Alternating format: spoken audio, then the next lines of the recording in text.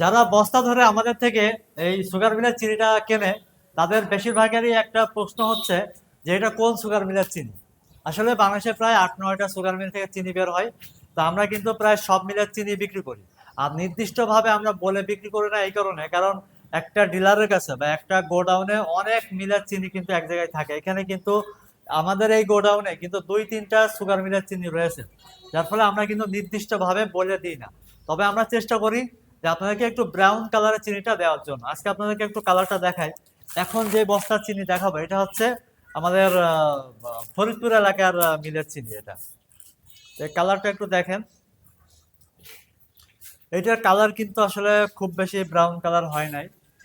একটু সামনে চল। এটা হচ্ছে ফরিদপুর সুগার মিলের চিনি। এটা কিন্তু খুব বেশি ব্রাউন কালার হয় নাই, অর্থাৎ ডিপ ব্রাউন কালার না। এটা হচ্ছে একদম যে হোয়াইট কালার তার থেকে একটু ব্রাউন হয়েছে, অর্থাৎ হালকা বা লাইট ব্রাউন বলতে পারি। তো আমরা কিন্তু এটাও নিশ্চিত সব সময় দিতে পারবো না যে আপনাদের চিনি আমরা যেটা দিব সব সময় ব্রাউন কালার হবে। এটা কিন্তু কোনো সময় নিশ্চিতভাবে আমরা দিব না, কারণ আসলে মিল থেকে কিন্তু এইভাবে সবসময় হয় না। এর কারণ হচ্ছে সুগার মিল থেকে যখন এই চিনিগুলা প্রোডাকশন হয় বা উৎপাদন হয়, তখন কিন্তু চিনিগুলা একদম সাদাই থাকে।